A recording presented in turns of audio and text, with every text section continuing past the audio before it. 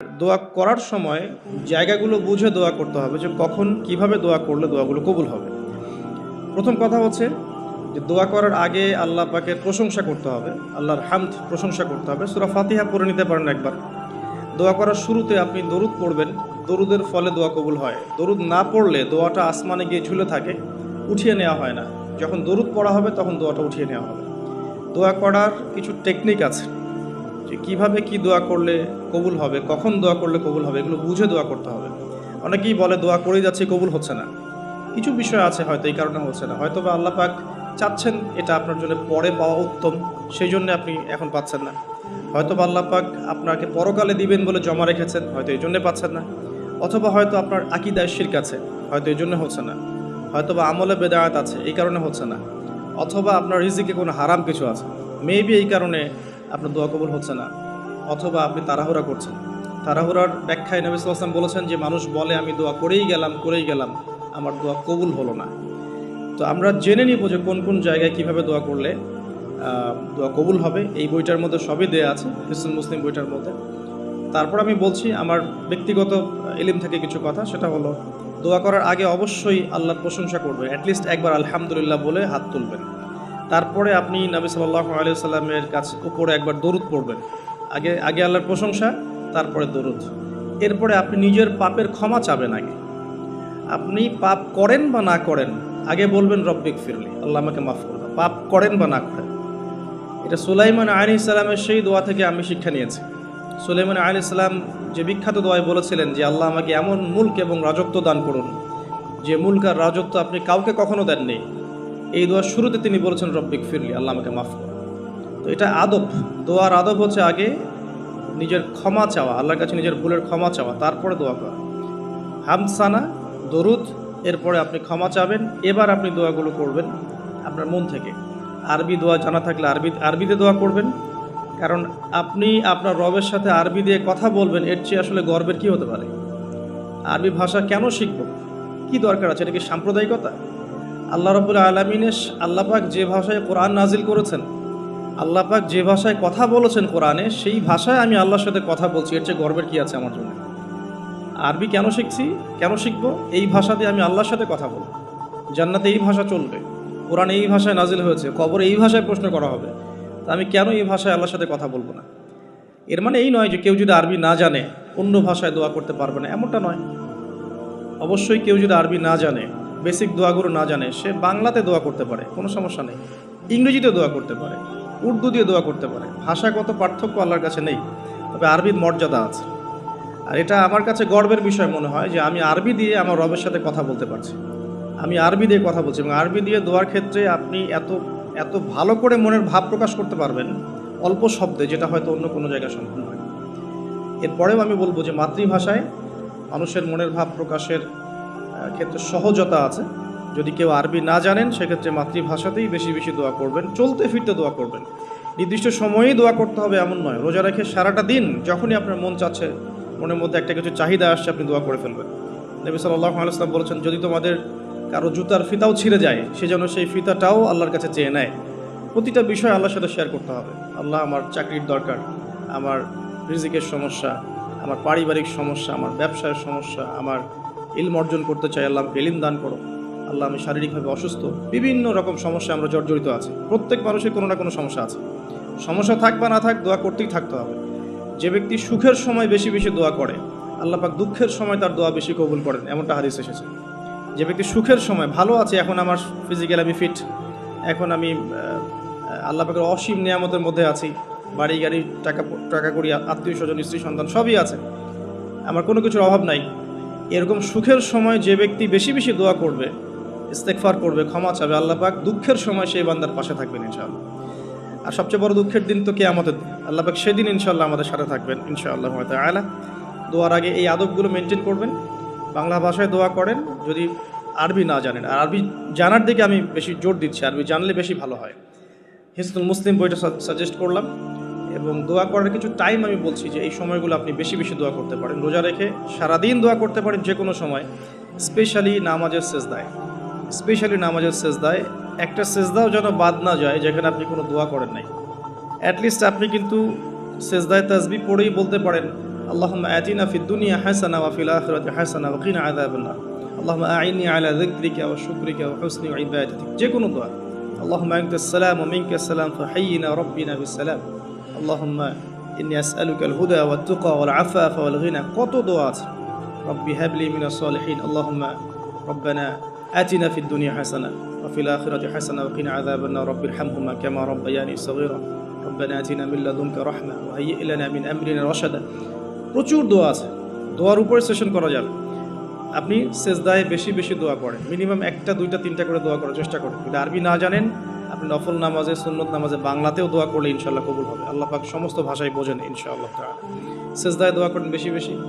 আমি সাজেস্ট করবো যে রমজান মাসে আপনি 2 আজানের মাঝখানে দোয়া করবেন। আজান হয়েছে, আজানের সময় দোয়া করলে দোয়া কবুল হয়ে যায়। আজান এবং একামতের মাঝখানে দোয়া করলে দোয়া কবুল হয়ে যায়। রমাদান মাসে লাইলাতুল কদর আছে, শেষ দশকের বেজর রাতগুলোর মধ্যে আমরা একে পাবো। যদি কেউ লাইলাতুল কদর পেয়ে যায়, সেই রাত্রে যে দোয়া করবে সে দোয়াগুলো কবুল হবে ইনশাআল্লাহ। কাউকে ইফতার করানোর পর দোয়া করলে দোয়া কবুল হতে পারে ইনশাআল্লাহ। দান সাদাকা করার পর দোয়া করলে দোয়া কবুল হতে পারে ইনশাআল্লাহ। হয়তো বৃষ্টি হচ্ছে, আপনি বৃষ্টি দেখে দোয়া করলেন, দোয়া কবুল হবে ইনশাআল্লাহ। দোয়া কবুলের অনেক সময় আছে, অনেক মুহূর্ত আছে, অনেক আদব আছে। এগুলো আমি সাজেস্ট করে দিয়েছি। বইটার নাম হিসনুল মুসলিম। এই বইয়ের মধ্যে সব কিছু লেখা আছে, আপনারা একটু পড়ে নেবেন। আমি এখানে বেশি টাইম দিলে পর্যায়গুলো কভার করতে পারবো না। আল্লাহ পাক আমাদেরকে বেশি বেশি দোয়া করার তৌফিক দান করুন, আমিন। আর এরপরে রমাদান মাসের সওম রেখে আমরা বেশি বেশি জিকির করতে চেষ্টা করব। জিকির বলতে কি বোঝাচ্ছি? আল্লাহ রাব্বুল আলামিন তাকে ডাকার জন্যে, তাকে স্মরণ করার জন্য যে বিষয়গুলো মাধ্যম হিসেবে দিয়েছেন, এগুলো প্রত্যেকটাই কিন্তু জিকির। সলাতও এক প্রকার জিকির, আমাদের কোরআন তেলাওয়াতও এক প্রকার জিকির। আমরা এখানে জিকির বলতে যা বোঝাচ্ছি সেটা হচ্ছে ডেইলি কিছু জিকির আমরা করি, যেগুলোর মধ্য দিয়ে আমরা আমাদের জিহ্বাকে তরতাজা রাখবো, সিক্ত রাখবো। আমরা সবসময় আজে বাজে কথা বলার চাইতে এই কোরআনের কথা, হাদিসের কথা বা আল্লাহ পাকের তাসবিহ তাহলিল, এগুলো তো অভ্যস্ত হলে পরে দেখবেন রমাদানের সওমের আধ্যাত্মিকত্ব বাড়ছে ইনশাআল্লাহ। এটা আপনি প্রমাণিত যে আপনি 1টা ঘন্টা অহেতুক কথাবার্তা বলেন কারোর সাথে, আপনার মনের নূরগুলো নষ্ট হয়ে যাবে। এবং আপনি 1টা ঘন্টা চুপ করে থাকেন, দেখবেন চুপ করে থাকার ফলে আপনার মধ্যে অনেক চিন্তা আল্লাহর পক্ষ থেকে ইনস্টল হচ্ছে।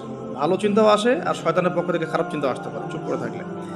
আর যদি আপনি বেশি বেশি জিকির করতে থাকেন, ফর এক্সাম্পল 100 বার সুবহানাল্লাহ, ফর এক্সাম্পল আলহামদুলিল্লাহ, আল্লাহু আকবার, লা হাওলা ওয়ালা কুওয়াতা ইল্লা বিল্লাহ, আস্তাগফিরুল্লাহ ওয়া আতুবু ইলাইহি, হাসবিয়াল্লাহ নি'মাল ওয়াকিল। আপনি বলছেন লা ইলাহা ইল্লাল্লাহ অথবা লা ইলাহা ইল্লাল্লাহ ওয়াহদাহু লা শারীকা লাহ, লাহুল মুলকু ওয়া লাহুল হামদু ওয়া হুয়া আলা কুল্লি শাইইন কাদির, সুবহানাল্লাহি ওয়া বিহামদিহি সুবহানাল্লাহিল আযীম অথবা সুবহানাল্লাহিল আযীম ওয়া বিহামদিহি। এরকম প্রচুর জিকির দেয়া আছে, কিন্তু এই বইয়ের মধ্যে দেয়া আছে। এগুলো যদি নিয়ম করে করি, আমরা একটা সময় ফিক্স করে করি যে আমি এই 1টা ঘন্টা ফজরের নামাজের পরে এই জিনিসগুলো করব, তাহলে কিন্তু আপনি আপনার রোজার মধ্যে ইফেক্টিভ বিষয়গুলো খুঁজে পাবেন।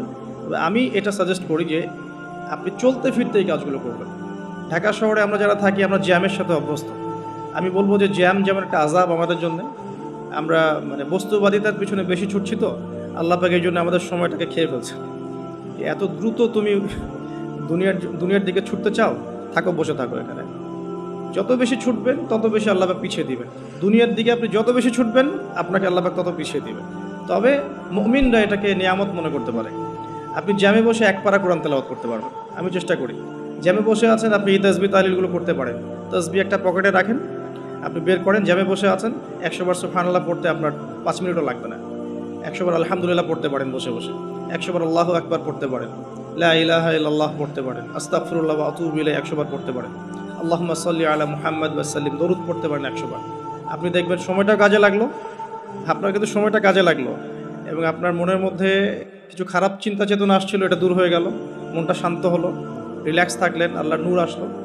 এই কাজগুলোই একসাথে মিলে কিন্তু রোজাটাকে আপনার ইফেক্টিভ বানাবে। শুধুমাত্র না খেয়ে থাকাটা আপনাকে খুব একটা রুহানিয়াত দিবে না। আল্লাহ পাক আমাদেরকে বেশি বেশি জিকির করার তৌফিক দান করুন, আমিন।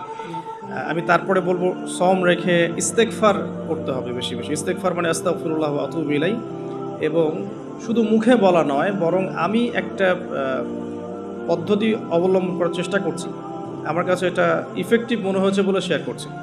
সেটা হলো, আমি চেষ্টা করছি যে আমার জীবনে যে পাপগুলো হয়েছে আমার দ্বারা, যেগুলো আমার মনে পড়ছে, বড় বড় পাপ আমার মনে পড়ছে, আপনি কিন্তু আপনার পাপ মনে করতে পারবেন, মনে করতে পারবেন আপনি যে আপনি কী পাপ করেছেন, বড় বড় পাপ কিছু, সবগুলো হয়তো পারবেন না, কিছু কিছু পারবেন। একটা খাতা আমি নোট করার চেষ্টা করছি যে আমার জীবনে মেজর কী বড় বড় পাপ হয়েছে বলে আমার কাছে মনে হচ্ছে। তো এরকম পাপ আপনি একটা লিস্ট করতে পারেন, এবং যখন একটা পাপের কথা মনে হবে এই পাপ সংক্রান্ত বিষয়গুলো কিন্তু মাথায় চলে আসবে, ওখানে আমার কি ভুল ছিল আসলে, এবং সেই ভুলটা যেন আমার পরিবারবর্গ না করে, এবং সেই ভুলটা যেন আমার বাচ্চারা না করে। ঠিক আছে? তো আমরা মিউজিক শুনেছি, লিখেছি যে হ্যাঁ মিউজিক শুনেছি, হয়তো বসে বসে খেলা দেখেছি তো, এগুলো কাজ করেছে। রাস্তাঘাটে চলতে ফিরতে আমাদের নজর এদিকে ওদিকে চলে যায়, গিয়েছে। এমন কেউ নাই এখন এই বিশ্বে বসবাস করে যারা কখনো অনলাইনে ঢুকে একটা মেয়ের নগ্ন ছবি চোখে পড়েনি। এমনটা হয়েছে। আমরা কিন্তু নোট আউট করতেই পারি আমাদের পাপগুলো কী হয়েছে। নোট আউটগুলো করলে আমরা যেটা করতে পারি, এই রমাদানে ইন্ডিভিজুয়ালি একটা করে পাপের কথা মনে করে আল্লাহর কাছে মাফ চাইতে পারি। যদিও বা এভাবে বললেও হয়ে যায় আল্লাহ আমার তুমি সমস্ত পাপ মাফ করে দাও, কিন্তু ইন্ডিভিজুয়ালি যখন বলবেন তখন আপনি ফিলটা পাবেন যে আমি ওই পাপটা করেছিলাম, এইটা ঠিক হয়নি, ওইটা ঠিক হয়নি। তখন ইনশাআল্লাহ তাআলা ইস্তেগফারটা পারফেক্ট হবে, এবং ইস্তেগফারের ভিতরে একটা প্রাণ আসবে ইনশাআল্লাহ। শুধু মুখে বলবো না যে আস্তাগফিরুল্লাহ ওয়া আতুবু ইলাইহি। তো আমি এটা চেষ্টা করছি লিখে ফেলার জন্য। তো এখানে দুটো বিষয় আসবে, একটা হচ্ছে আমার কিছু আল্লাহর সাথে জড়িত পাপ, এবং আল্লাহর সাথে জড়িত পাপগুলো কিন্তু মাফ পাওয়া খুব সহজ। মুখলেসভাবে তওবা করলেই আল্লাহ পাক মাফ করে দেবেন ইনশাআল্লাহ। এবং আল্লাহ রাব্বুল আলামিন এমনও বলেছেন যে আমি এই পাপগুলোকে নেকি দিয়ে পরিবর্তন করে দেব, এটা আল্লাহ পাক বলেছেন। আরেকটা বিষয় আছে, আল্লাহ পাকে কিছু হক নষ্ট করেছি, যেমন নামাজ, হয়তো একটা সময় নামাজ পড়ি নাই, একটা সময় রোজা রাখি নাই, একটা সময় দেখা গেছে কেউ জাকাত দেয় নাই ইত্যাদি। এগুলোর জন্যে দুটো অপশন, এখানেও দুটো অপশন। কিছু আলেম বলেছেন যে এর জন্যে খালেস তওবাই যথেষ্ট, এর কাফফারার দরকার নাই। আবার কিছু আলেম বলেছেন যে নামাজ যতগুলো কাজা হয়ে গেছে এগুলোকে হিসেব করে কাজা আদায় করে দেয়া। এরকম দুটো স্কুল অফ থট কিন্তু আছে, আমি এটা ঘাটাঘাটি করেছি। তবে আমি সবশেষ যার মতটাকে বেশি প্রাধান্য দিয়েছি এই পর্যন্ত, সেটা হচ্ছে আল্লামা তাকি উসমানী দামাত বারাকাত। তার বইয়ের মধ্যে তাসাউফ আত্মশুদ্ধি বইটার মধ্যে লেখা আছে যে এটা সবচেয়ে বেশি উত্তম হবে যদি কেউ তার জীবনের নামাজ এবং সওম এবং যাকাত এগুলোর হিসেব করে তওবা করার পরে আদায় করে দেওয়ার চেষ্টা করে। এবং ইনশাআল্লাহ আমি সে চেষ্টা করব, আপনারাও সে চেষ্টা করেন, এটা অনুরোধ করবো আর কি। এতে করে উনি এই কথাটা এই জন্য বলেছেন যে একজন মানুষ অমুসলিম ছিল, মুসলিম হয়েছে, তখন না হয় তার সমস্ত গুনাহ মাফ হয়ে যাবে।